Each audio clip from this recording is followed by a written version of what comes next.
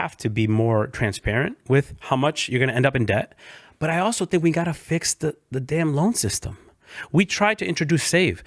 So a lot of people forget. They just miss the fact that over 1 million people were going into default every year. That doesn't require you to make decisions on, do I, grow a family? Do I buy a home? Do I get groceries? Or do I have to put $900 a month on this plan where I'm paying mostly interest? Let's talk about student debt a little bit. Like, everybody, the headlines were, debt relief. And something I'm proud of is close to $190 billion in debt relief, right? And if you look at it, who are these people that got debt relief? Veterans, educators, nurses, people with total and permanent disability got debt relief. People that were defrauded by these for-profit institutions that have really fancy commercials and nice flyers, but they don't educate for a lick, right? They're closed down, So Trump University. I'm sorry. I was waiting. You notice I paused waiting for you to jump in there? Oh, you're good. You got it. So for me, it was about making sure that the return on investment was there.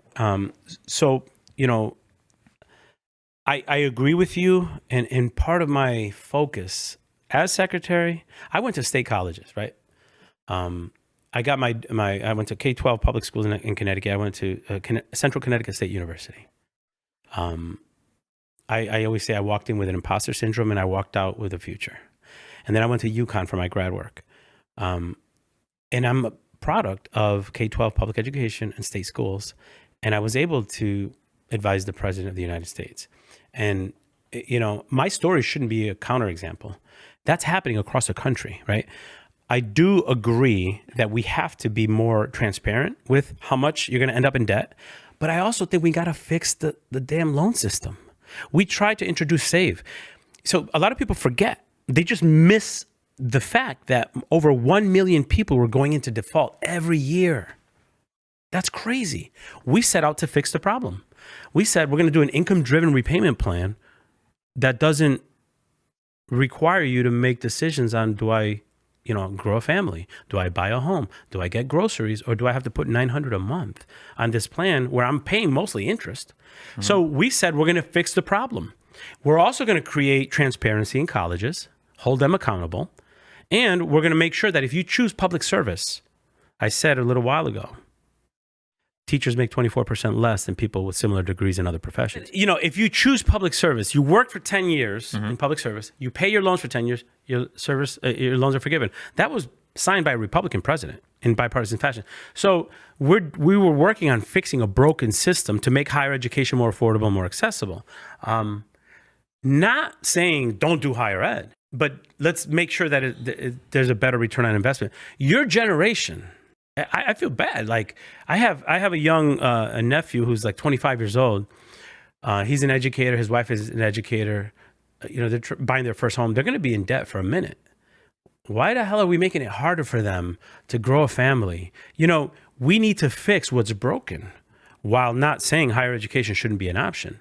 But we have to make it more accessible and we have to make it more affordable. That's the bottom line. And I think both sides of the aisle would agree on that. The problem is that they're not coming together to say, this is how we could do it in a way that's reasonable. Yeah, I agree. It's kind of like infected every aspect of our lives, I guess, governmentally. Yeah. And that because so much has become part of I call it a constellation of beliefs, that if you are kind of like bought in at one segment of the political discourse, you get sucked into 50 million other points. So if for whatever reason, if you eat healthy, you might read the wrong set of tweets or YouTube videos, and now you're starting to watch RFK stuff, and now you don't trust like the public health system, and now you think that like DEI and trans is bad, and now you think colleges are poisoning students. And it's really frustrating because sometimes it feels like when I go to argue on any of these points, like if I try to argue to a person, your child would probably be better served in a four-year university. It would be really good for them. The thing that I have to fight against is I need you to convince me that the entire government is not set up to destroy my family's life when I know that they've been involved in 450 million horrible things, from fluoridating the water to shutting down schools for no reason to killing us with COVID and then to killing us with the and it's like that's a lot to work through. Yeah. So we've been algorithmically conditioned. I like metaphorical reasoning, right? So if you think about, everybody knows how you turn on a social media and there's an algorithm that puts in your face things that you're more likely to consume, right?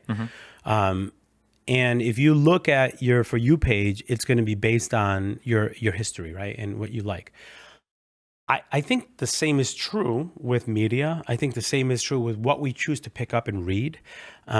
It's just reinforcing an algorithm, who you talk to, which podcast you listen to. That tells me all that I need to know about you from A to Z, which is crazy. Yeah. But that's where we are. I worked for President Biden. It was the honor of a lifetime. That means that for a lot of the population in this country, whatever comes out of my mouth is bad. So that's where we are right now. So I tell people, when I was fortunate to serve as a resident fellow at Harvard's Kennedy School in their Institute of Politics. And I would tell the students there, I didn't care what, Republican or Democrat. I'm like, my generation kind of screwed it up for you, but I have more confidence in your generation that you could be better consumers than my generation is. And I really believe that moving forward, we have to find a way, not just to have a good message, but to communicate it in a way that cuts through that. How do we do that? Part of the question was for us as resident fellows in the beginning was, how do you make it so that you're not contributing to the partisanship that exists in this country? Yeah. And that's why, when I was invited here, I'm like, man, this is probably a way for people to see me. A long form podcast is more than 90 seconds that Jake Tapper's going to give me, or that, MSNBC will give me, or even Brett will give me on Fox. They get to hear the nuance, which you miss in some of those other platforms. And when we get to that, that's where I think the labels will kind of go away. Because, you know what? Miguel said something that I disagree with, but I did agree with what he said over here. And I'm willing now to have a conversation, because I'm not going to typecast him into the labels that walk into the room before he does. Hopefully, yeah. One of the big challenges that I've had in trying to navigate the media environment that's kind of emerged or mutated over the past few years is this. There's a desire sometimes where there are certain things where it's like, this should be as apolitical as possible.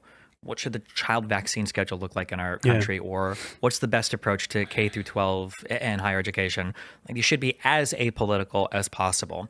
And one frustrating thing I have sometimes, and it might come from members of government in the cabinet, it might come from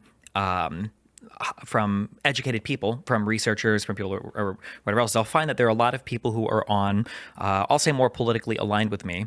And I admire this. And there are times where I have this feeling of like, they want to come at this as from an apolitical, like, I just want to talk about the facts, let's do that. And then on the other side, they're very much like, I'm ride or die on this, and I don't care, whatever. I'm going to deny what's over here just because they're on that side politically, so I have to be on this. And there's this weird reality now where you've got this whole base of, I'm putting media in huge air quotes, you're kind of like your Joe Rogans, your Candace Owens, or whatever, where they take on this role sometimes of like the centristy person, and an ordinary person who's not well-versed or educated in these topics, which I wouldn't expect them to be because there's so much to know about so much stuff. They take a look at these two sides and like, okay, well, the truth must be like somewhere in the middle. And it's like, well, this person over here is trying to be as politically partisan as possible. This person here is trying to be sometimes as apolitical as possible. The truth is not really in the middle, but then if you say that, you have the impression of being, this extreme, guy over here. And I run into this thing, and I used to play this. I'm more combative now with conservatives, and I used to play more of like, I'm the nice liberal, like I'm talking to Ben Shapiro, and I'm going to be very cordial and nice and everything. But I thought you were. Well, nice. Yeah, because you're on my side politically. No, I'm just kidding. But the issue that you run into is sometimes I got this feeling of, when I talk to conservatives and I look at the comment sections afterwards, I would see this thing over and over again. Wow, what a nice conversation. Wow, what a pleasant conversation. Wow, what a nice conversation. It's like, okay, well, can you talk about the conversation rather than the fact that we just had the conversation? Or two, if I get quoted, and I hated this, and as a like as a white person, I don't experience this, but I've heard from different minority friends this feeling of like when you're the only black person in a group of white people, you're the only woman in a group of men, that it feels weird sometimes to criticize your own in that group because you end up taking on this weird role where I would be like the liberal who would come out and it's like, well, Destiny says, Steven says that these liberals are stupid on this point and that point and that point. It's like, well, that was one thing I said because I was trying to get you to listen to me, but you didn't hear anything That's no different else. than my hearings where they just Twitter farm, you know? Yeah. Look, I do that when I speak to leaders, different parts of the country, whether it's K-12 leaders or higher ed leaders. I talk about leadership in 2026 and beyond. And I use Simon Sinek's model, the why, the what, and the how. You know, and the why never changes, what we're about. The what always changes, right? In education, AI, you know, pathways, whatever. The what changes. The how is where the innovation lies. How you do the work is the leadership challenge moving forward. How do I communicate in a way that doesn't typecast me into one thing? How do I bring in people that, as you said, are on different levels of the continuum of, I don't believe you because you have a D next to your name, or because you're Latino, or because you're from Connecticut, or from, you know, you were part of the Biden team. The how is a leadership challenge. So I argue, and I said this when I was secretary, intentional collaboration has to be part of the strategy. I have to bring people that disagree with me on a lot of things to the table and be open about having them at the table when we're talking about something that we agree on. Or else I'm going to be ignored by 50% of the population in this country. That has to be part of my leadership strategy. Some would say you're selling out. And some would say, well, that person is not, you know, Republican enough. Who cares? You're always going to have haters. You have to be intentional in your how. And I believe, you know, going back 5 years, the reason why I got called by President Biden was not because I put money in his campaign, never put a dollar in his campaign. Not because I wasn't known across the country. I wasn't one of the names in education that people knew about. It was because we reopened schools in Connecticut with intentional collaboration that brought people with different perspectives to the table so that their fingerprints are on our plan to reopen schools. And we were able to reopen schools quickly. So this intentional collaboration with people that you don't agree with is going to bring you fire from the opposition and from people on your side. But that's the leadership challenge of 2026, is to say, no, we're going to be intentional about it. We're not going to be stupid about it either. But, you know, if I just hang out with people that agree with me, that's group polarization. I'm just contributing to the problem. And I think, yeah, you know, that's kind of where I've evolved in terms of how I want to do business moving forward. Doesn't mean I'm going to compromise my values, but I have to make sure that I can't only speak to my audience, or else I'm going to miss half the country. Yeah. And I just think we got to lose sight of. Sometimes we're losing sight of that in the work that we do. It's easier to talk to people that agree with me. One more question directionally. I'm not trying to be too doomer. So no, man. One of the things I guess that's really frustrating to me is I have so much admiration for when Biden came in, he really tried. He did the bipartisan Congress thing to an absurd, even progressives, even very far left people were like, I didn't think he would get that much done. And then his rhetoric was always, I'm a president for all Americans. You know, the only thing they attacked him with was the narrow cut of the speech with the red background for 4 years is all they attacked him with because they couldn't find anything else. And even that speech was cut up. And so there was no gamesmanship with FEMA funds or anything like that. There were no messages to states of, you know, you have to play ball or else you're not going to get emergency funds. And I feel like he tried so hard, he accomplished so much in terms of this bipartisan, you know, working together to get stuff done. And then to see everybody just forget it. And like when I hear, you know, I don't know how involved you are in like criminal justice stuff, but when I hear people say things like that was a weaponized DOJ, there are so many people, me included, who are like, I wish. And it's like, when you see how much they tried to do the, you know, like we're bipartisan, like we're working together with everybody. I'm a president for all Americans. You know, we're gonna do everything as fairly as possible. And then people still have this impression of, no, that was the most corrupt admin ever. And it's like, man, really? What is the way? Do you have a feeling on like what is the way forward? Where do we go from here? What does the next admin look like? Like what do we kind of like push? What direction are we pushing in to try to not have that repeat? I love that question. I sat in the Oval Office. I sat in the cabinet meeting room, both when the cameras were on and when we pushed them out. And I can tell you how, there were people that felt it was too much. He was adamant. And some of us on the cabinet were like, how are you going to work with these folks? They're burning you. And he was adamant. And he held us accountable to make sure that red states were, not that we were fighting it, but that red states got support too, that we lifted up examples. And he would joke, it's funny, they voted no for the money to go to their state, but they're there at the ribbon cutting when the new every time facility was being opened or when the new bridge or the new jobs were being created. But he said his mentality was like, we're still going to do it. We're still going to do it. We're not going to hold them, we're not going to, because he was trying to restore the soul of a nation, right? And I would argue, we're seeing the opposite now, but that didn't unhappen. I never bet against the American people. I can bet against politicians. I'll never bet against our educators. I believe in public education. I don't like what's happening now. I don't like the division. I despise, I see the undoing of policies that brought people together. But to this day, one of the things I respect about President Biden is he brought 50 years of DC politics. He was a senator. He thought like a senator. He thought about both sides, right, of the aisle. And he gave people meetings even though they were burning them. Right?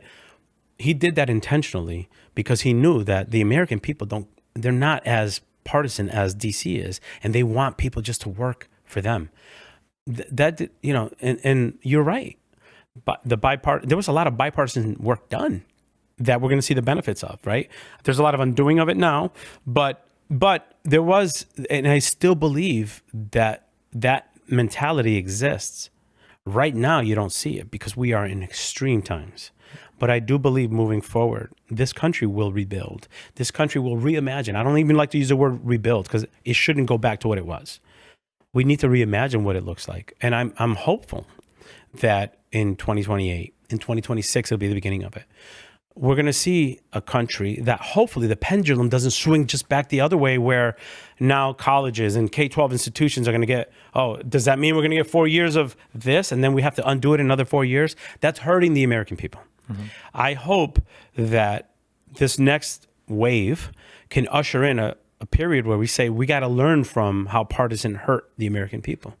I really do believe that. And that's what I want to be a part of helping build, right? Education system that it doesn't matter who's sitting in the chair in DC. We're going to work to give kids opportunities. We're going to give kids opportunities to higher education. We're going to give them support for mental health when they need it. We're going to treat every child with dignity, whether they're a transgender child or a student that is Republican that doesn't, feel that was a part of the, opposition in terms of public education or wanted vouchers. It doesn't matter. Every person in this country deserves to be respected. I do believe we are in an anomaly right now of partisanship that is really driven by the top. I can be bipartisan, but I will not support the BS that's happening in terms of, it's just crazy. These are rare times. And I hope to God, even in the Republican Party, that there's a sense of let's find common ground on the things we agree on and let's work together on it regardless. That the era that I served as Secretary of Education, where Republican leaders who had good ideas and I agreed with them and I wanted to work with them didn't give me the time of day, I hope that era ends soon.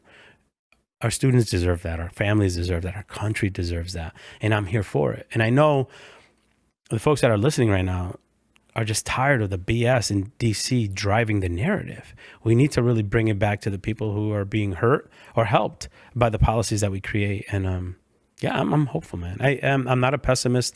I'm an N of one. I talk about the N of one. My story. I grew up in an economically depressed community where 85% of the students currently are still free and reduced lunch. I went to a local elementary school that for many years under NCLB would have been labeled a failing school. I had public education teachers who didn't make what they were worth, but loved what they did, serving kids. And it was one of those teachers that saw something in me that I didn't see, that gave me a chance to think maybe I could go to college. I went to college. First in my family to go to college. We were still academically disadvantaged, but I still was able to make it to college. And then I got, graduate degrees, and I had opportunities for me, and I was able to serve my community as an educator, as a school principal, as a district leader. I went on to serve as a commissioner of education. And then I got tapped on the shoulder by the president. That is the American story that drives me, that makes me an optimist. Yeah, there's problems, but damn it, I'm not going to sit back and let it fall apart. Public education is that great equalizer. It's under attack right now. That means we need to stand up in ways that stand up for it, because there's a bunch of Miguel Cardonas, 45 years ago that have only what their local neighborhood school provides. And damn it, I got so much from it that it's worthy for me to spend the rest of my years fighting to make sure that it exists. That my title changes, but the purpose doesn't, right? And I think across the country, we have educators that are showing up every day because they believe in that. And I'll be damned if one administration or a series of partisanship is going to take us away from what our country could achieve if we go back to that. That's kind of where I am, and that's what I believe. There's a quote, I don't know who said it, but I kind of like it. For all the problems that America has, and we have no shortage of them, one thing you can say about America is that if you participate in American life, if you are an American, it allows you to become the best version of yourself. Absolutely. And yeah, I think that's definitely an important thing worth fighting for. You are an example of a dream. I'm sorry to interrupt you, but I want to bring it back to you now. Okay. You are the dreams of your grandparent, the Cuban that came over. He's making it. Look at this. My grandkid could do this in this country. That's the American dream. And so am I. Mm-hmm. And so are so many of, you know what I'm saying? So we can't give up on that, man. It's ugly right now. It's partisan, but we cannot give up on that. You mentioned vouchers a little bit. I'll say something you mentioned earlier. COVID really revealed a lot of the differences of environment for students. Yeah. From my son got, every student had iPads assigned to them that they could go home with. And then I remember hearing stories of some places where they would have to park, I don't know if they're real or not, I guess it sounds insane. Yeah, they have to park a bus or somewhere to get Wi-Fi to kids because they didn't have access to internet in the home. It's real. In your mind, I'm a discrete guy. I like data and studies and more than narratives. It's just how I am. Yeah. There are a few policies that when I talk to people, there are two that I've heard of that are like, this is just, it's beyond question. One is air conditioner for schools. That every degree lower is it's just, you need it for hot climate areas. And then the second is availability of food. These are just two non-negotiables. These are your 80-20, it's a little effort. It's easy. You pour money into it. This is will always give you a good return on investment. What's your feeling on what are those easy things that we could do? And then coming back to what do you think about the voucher idea that so many people like to push? Yeah. Well, look, the $190 billion that 50% of Congress voted for, but 100% of the kids benefited from. Mm-hmm. And 100% of the politicians took advantage of, generally speaking, academic recovery, mental health support for kids, and improving facilities. I remember walking into Philadelphia, a school, the air handling system, forget air conditioning, the air handling system that puts fresh air into the classrooms hadn't been serviced in decades because of funding issues. The rescue plan dollars allowed them to fix those systems that got the air handling going, that made teachers feel more comfortable walking into a school when there were no vaccines, there were no tests. None of that was there. So that we're talking about the air handling system. Classrooms in the Northeast that don't have air conditioning get up to 90 degrees, 95 degrees, 100 degrees in June when kids are expected to be in school. And we wouldn't let corporate America wouldn't allow that for their employees we let our kids go into schools like that, and nobody blinks about that. That's the norm. I remember being a school principal, and on those days having to alternate 15, 20 different classrooms into the media center because they had air conditioning at 30-minute increments so that the kids are not overheating and dehydrating. So my teachers, many of them are 60, 65-year-old teachers, I worried about their health. This is happening in our countries, in our classrooms across the country, and no one bats an eye at that. So, yeah, it makes common sense. Now, you talk about meals. You know, I remember I was a school principal in 2003. I remember teachers going grocery shopping for their classrooms so that their kids had snacks, so that they can have a snack mid-morning because they were starving. The only warm meals they're getting are in the classroom, are in the schoolhouse. That's a reality across our country. And you mentioned the COVID making the gaps wider. Absolutely. 4 weeks into COVID, I called a superintendent in Connecticut of a very wealthy district, like your scenario. Everybody had an iPad. Parent was home. They had Wi-Fi. No issues. I called the superintendent of a very poor community. 4 weeks into COVID, she's still looking for her kids. We haven't tracked them down yet. We're sending buses to the bus stops with food so that they could go and get food, because that's and their parents are working because their parents work at, dry cleaners, or their parents are working in jobs where you don't show up, you don't get paid.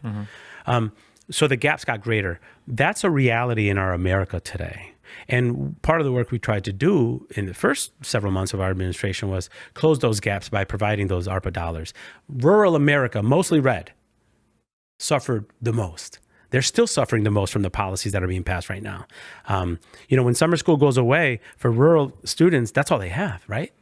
When you talk about vouchers, rural America, you don't see independent schools popping up in rural America. They have only what their public schools could provide, right? So when we starve Title I dollars, those rural communities are not going to have the summer school programs. They're not going to have the after school programs. So, it's all connected. And I would say that, yes, let's start with the things that make sense. Let's feed kids. Let's make sure that our facilities are places where we would want to walk into, as opposed to putting our kids on the third floor of a school in the sweltering heat. And your job is to keep them from dehydrating during the day. How do you expect your reading scores to go up if these kids are, dehydrating during the day? Like, come on, man, some common sense stuff. But it's common sense if you have a willingness to work together with people that think ideologically differently than you. And I think we've stepped away from that. We need to take care of that first. The technical things are simpler. It's the mindset right now in this country where if you have an R next to your name, if you have a D next to your name, I can't work with you. That's what we got to fix. That's where I am. I agree with that. Part of my background, I guess, when I went to college was for music. And this is a random, have you seen the movie Whiplash? Have I what? Have you seen the movie Whiplash? No. Oh man. Okay. This is a crazy jazz instructor. He's a terrible person, but he does a lot of crazy things. But there's at least one thing you've seen in every band director from him. But one of the things that you learn, and you learn this with everything, is that if you can't identify the problem, can you hear that you're out of tune? Well, you can't change it if you can't hear it. Right. And so much of problem solving begins with problem identification. And sometimes people forget that step or they skip it. And it's like, well, if we don't even agree on what the problem is, how are we going to solve it? And the sad thing is that oftentimes maybe, or at least with some things, oftentimes, the solving is actually pretty easy. It's just getting people to agree all day that there's a problem there. All day. Mm-hmm. Yeah. It's not hard to address the gap between K-12 education and higher ed. We just have to agree to sit down at the table. That's why I said the innovation is in the how, not in the what. Yeah. Right? So, absolutely. And, I like you more now knowing that you're a band kid because, as an educator, I felt one of the things that helped heal our country were the bands, the music programs in our schools. Those kids just needed to be together.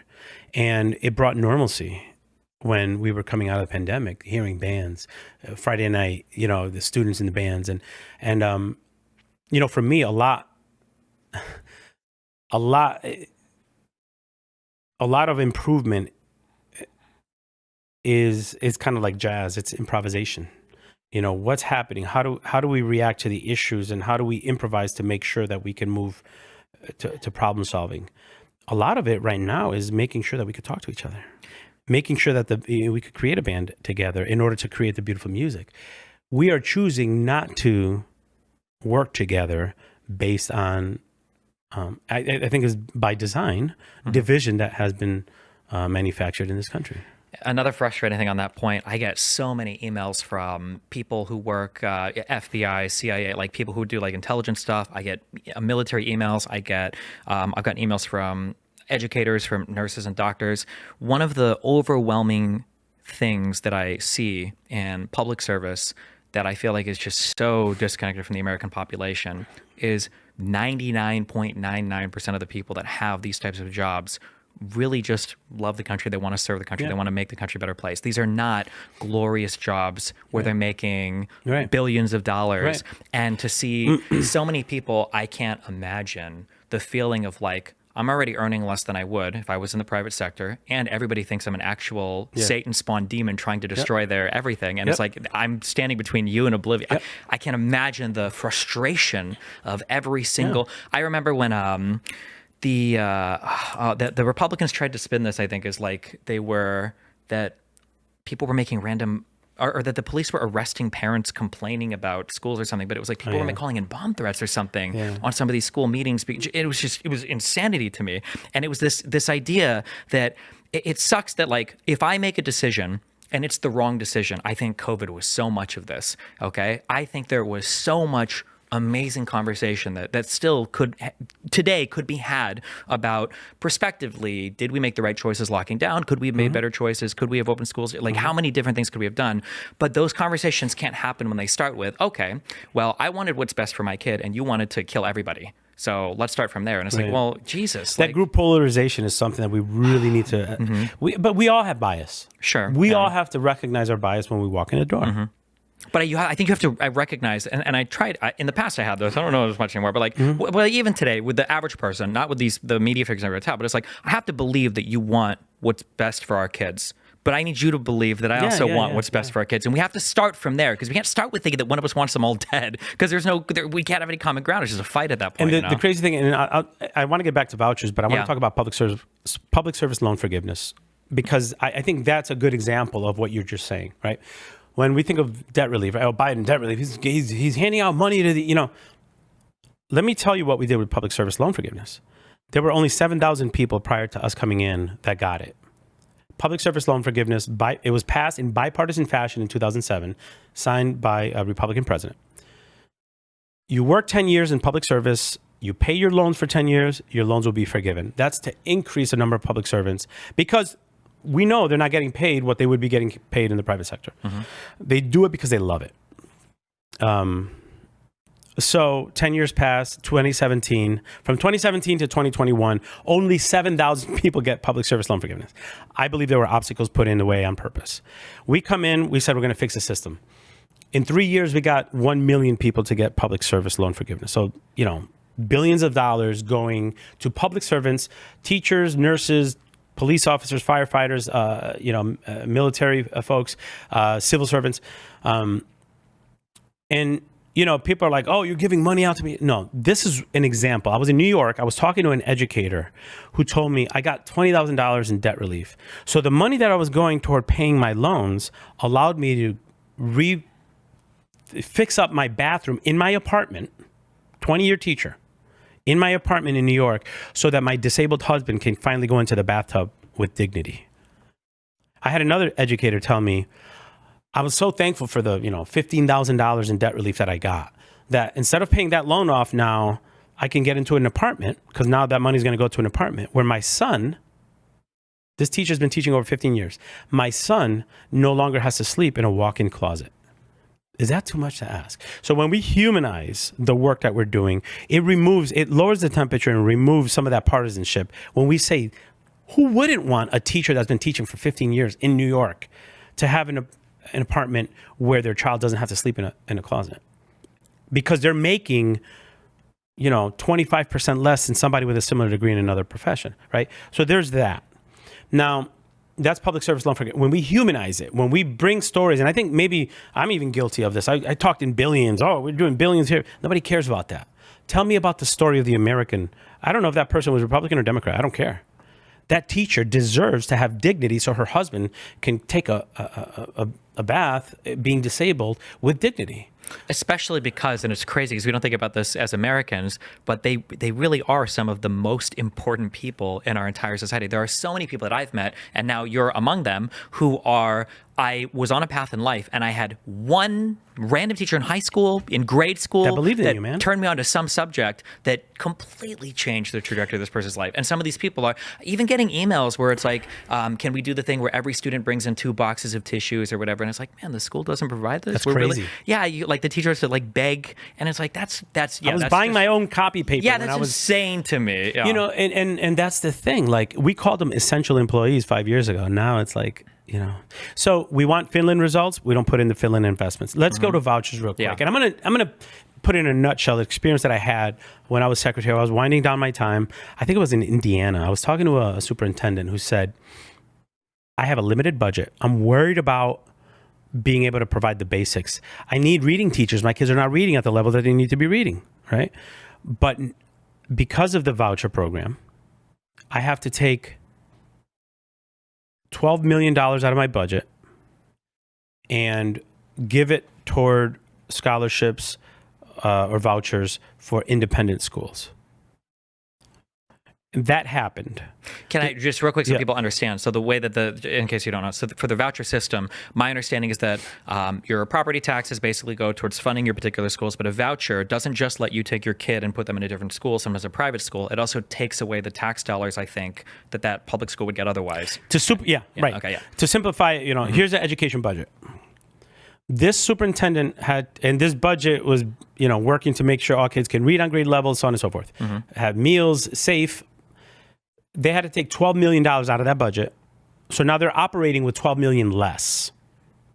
And the $12 million went toward the vouchers where parents could choose to go to independent schools, private schools, whatever. And there's nothing wrong with parents choosing to send their kids to private schools. Nothing wrong with that. Choice is amazing. I had choice. I went to a technical high school. But don't take it away from the public education dollars. That's my fight. So that district, $12 million had to go to a voucher program. In that same school system that I'm talking about, that superintendent told me that, I talked to a principal who said, I had less money now in my budget because the superintendent had to give $12 million to this other thing. I had less budget, and what ended up happening is after the students who were given the vouchers went to those private schools, after the attendance was taken on October 1st was when you do the rolls to see how many students you have in your schools. The parents of the students with disabilities were told, you know what, our school can't meet your child's needs. You have to send them back, or you should send them back to the public school because they have special education over there.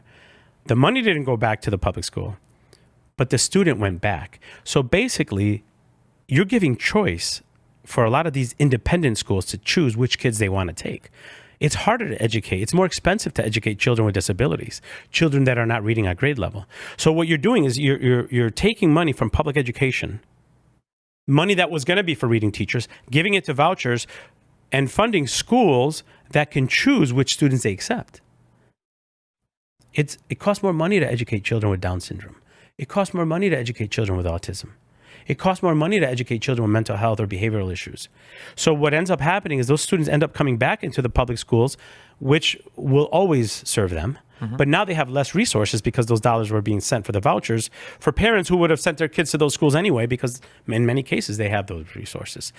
That's happening across the country. And that, in a nutshell, is what I think public educators are worried about. The money that was intended to pay teachers or pay for reading programs or pay for after-school programs is now being funneled to vouchers, and the independent or private schools can choose which students they want to take. That's fundamentally going to disrupt and damage public education in this country. And I worry about it, not as 50-year-old Miguel who had the role of a secretary, a commissioner. I worry about it for the 5-year-old Miguel that's walking into our public education system right now and only has what that public school could provide, which 85-90% of the students in our country have their local public school. We're eroding that in this country in the name of choice. Parents have choice. And I do believe in choice. And I do believe in accountability for our public education system. But when we're taking funding away and putting it in schools, we're eroding that core of what's responsible for making this country grow. Yeah.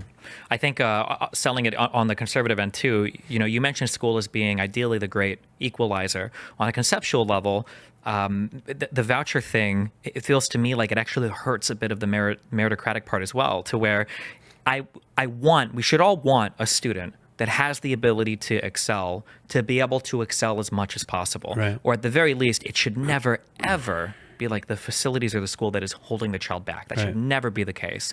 And the idea, I think sometimes when it comes to voucher stuff, there's something that hurts deeply of the idea that like a 5 or 6 year old through no fault or benefit, like they haven't done anything to deserve it, or one way or another, that this child could already be behind because they've gone to a school system that's been pilfered, that's been vouchered out or whatever. Yeah. And it's like, man, why would we? Race or place should not determine your ability to achieve. And I shouldn't be a counterexample. I went to an economically disadvantaged community. I went to a school, and I was still given the opportunity. So it's not to say that all the kids in this community can't. What we need to be saying is every child should be able to reach, and we need to have at least common denominator of what a good public education in this country looks like.